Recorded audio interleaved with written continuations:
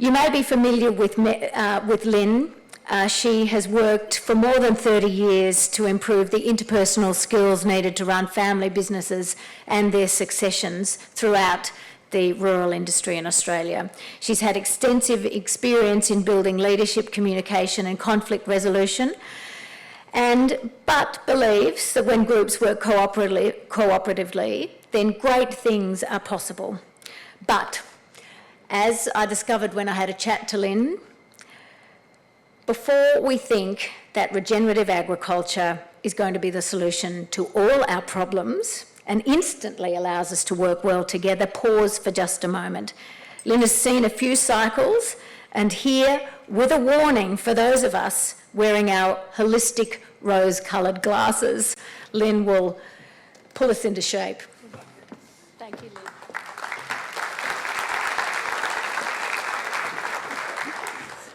Thanks very much. It's nice to be here.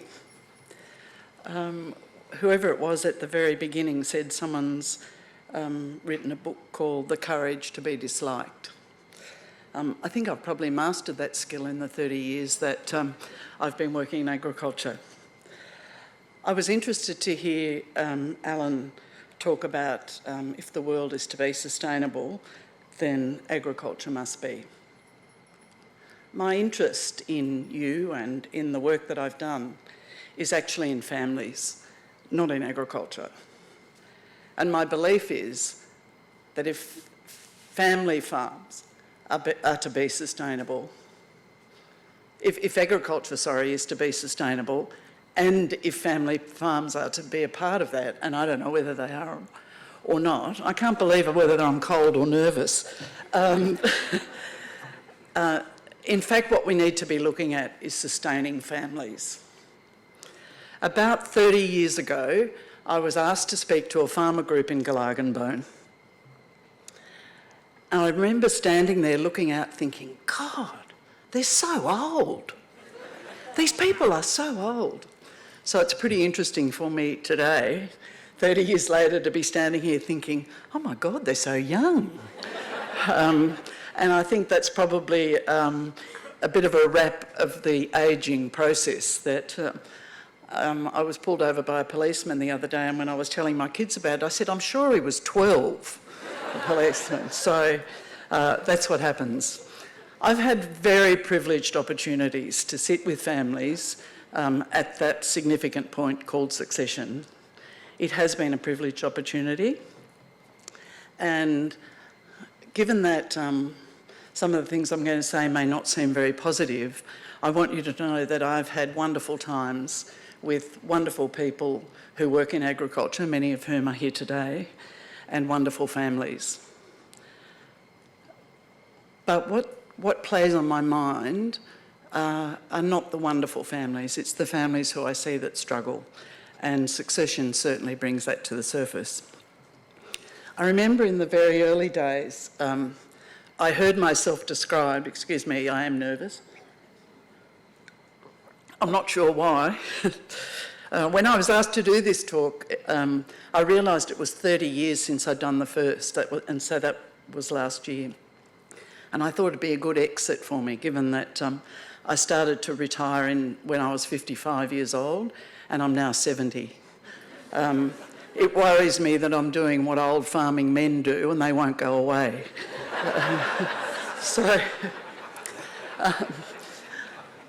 I heard myself described in those early days as she's that big Sheila from Dubbo that talks about divorce all the time. And that's true. And I was saying to Terry McCosker this morning, oh God, I suppose you'll be saying, Lyn Sykes, she's still banging on about the same thing she was banging on about 30 years ago. He pointed out to me that so's he. So, at the end of 2019, a pretty dry time in our part of the world, I was asked to speak at some women's drought gatherings. They asked me to do the work because many of the women were closer to my age than the young women who were working at organising these days. And so I reflected on what I'd seen in the droughts that I had been through or I had observed in those 30 years. And one of the things that I talked to those women about is that it gave me great sadness that after every drought, there was an exit of women out of their marriages. It became very clear to them during those times what was really important, and for many of them, they told me, it was what happened on the farm, not who did it. And they were no longer prepared to be in a situation where they were not important. And so I talked to those women in 2019 saying, if you're thinking about that, there's a whole lot of things you can do that might salvage that situation and build on the foundation that you already have. At each of those workshops, between 2 and 6 women approached me afterwards to say, I'd made the decision to go once it rains. And I found that really sobering, that in fact, the things that I was hearing 30 years ago, I was still hearing in 2019. So I guess what Rebecca was referring to, I would be encouraging you not only to focus on how you farm, but to focus on who you farm with, if in fact that's part of a family enterprise. Because my concern is, I was given this topic, land stewardship. I had to look up what stewardship was, and Google tells me that it's the careful and responsible management of something that is entrusted to one's care. I thought that actually was equally appropriate for people as it is to the land. As I was doing what I have lots of time to do now and scrolling with my grandchildren through some posts, we flicked to Facebook and I saw this quote that says, "The old have perspective and the young have vigour. We can learn from each other, but we cannot have what the other possesses, as we are shaped by our own generation." Again, when I started to do this work, my children were young and teenagers. Their ages now range between 35 and 46 or 7, I think. And I have a lived experience now of how differently they are with me than they were when they were young. And I struggle at times to communicate in a way that works for them, that works for me. And I think I'm a reasonably adequate communicator. So it worries me that we don't have the answers of good intergenerational communication. Every generation thinks they know everything, and whatever they're being approached with that is different to their beliefs, they see as a criticism. So, I did a bit more Googling, which obviously was not about how to run a PowerPoint, and it told me that I was trying to build on my understanding about stewardship. And it said that positive stewards are committed to service. They believe in sustainability, they practice inclusiveness, they embrace innovation and change, they're team players, and they're quick to give others credit. I came to this, I was a midwife actually when I first, in my first career, and I retrained as a relationship counsellor, and I came to this work in agriculture quite by accident. My husband worked in agriculture, and all I knew about farmers was that they had no respect for family time. They'd ring him at 6 o'clock in the morning and 10 o'clock at night, and I thought, my God, don't these people have a life? I realised when they started ringing me at 6 o'clock in the morning that I no longer had a life either. But I can remember thinking, it's going to be really exciting work when I found myself running family meetings, holding mirrors up to families so they could have a look at themselves. The unfortunate thing is that when people didn't like what they saw in those mirrors, the problem was the mirror, not the family. So I thought, this is going to be great work. It'll be so positive. Everyone loves their children. They'll be so encouraging and supportive, and encouraging change, and I kept thinking, as I heard David say earlier, it's going to be exciting. Well, it wasn't. It was sad. Because what I observed as I held up that mirror was families with really challenging family histories. The thing that I believe will influence us most in the succession journey for the current generation is our own family history. I saw people with challenging levels of communication skill.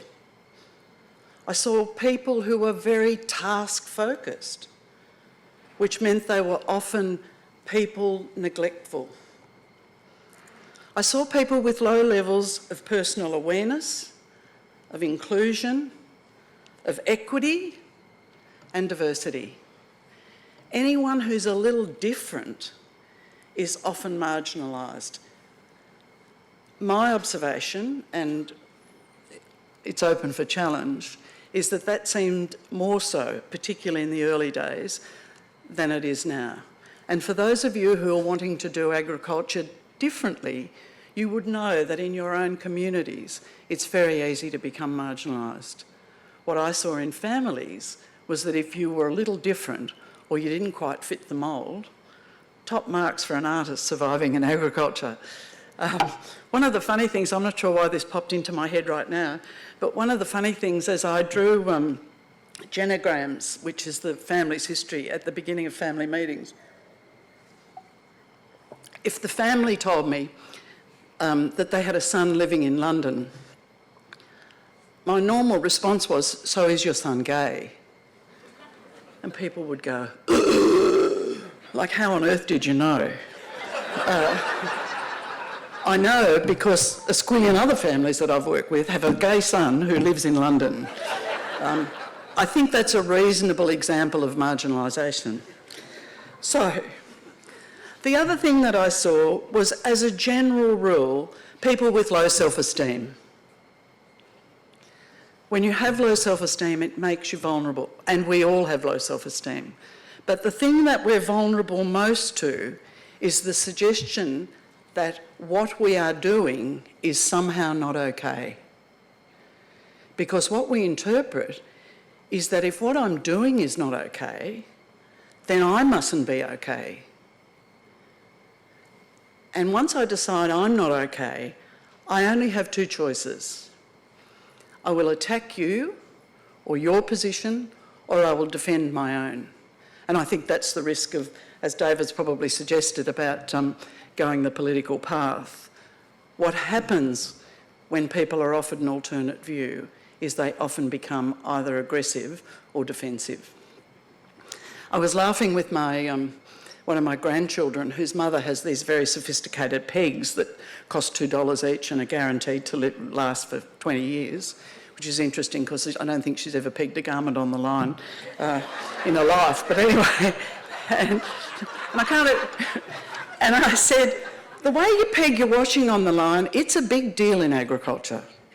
Because when I first came to do this work, I could not believe how critical older women were of the way young women peg their washing on the line. I thought, who gives a rat's ass how you peg your washing on the line? I can tell you a lot of people do. And I can remember mentioning that when I was speaking at a conference in Ireland. It's the same there. How you peg the washing on the line is a direct indication of your value as a human being.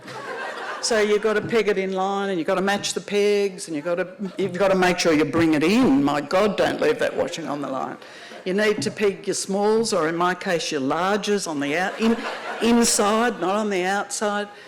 So all of those things at a light level are an indication of what we all feel at our core.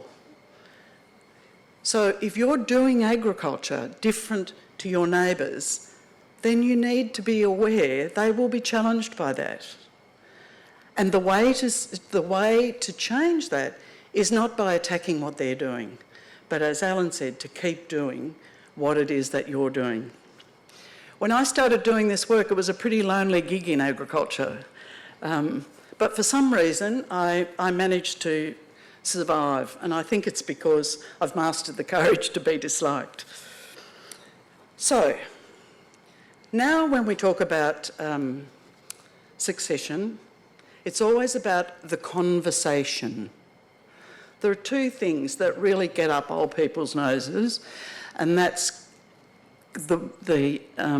acronyms and current words. I can remember when I started hearing people say, if you want to be or work in this space. I thought, what the hell is this space? So this space now is saying we need the conversation. We need to start the conversation.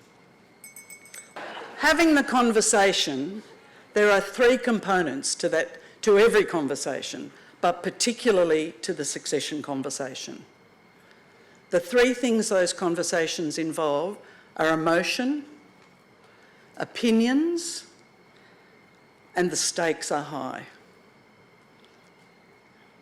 Whenever you're having a crucial conversation about anything, remember that it is emotional, that people will have different opinions, and the stakes are high.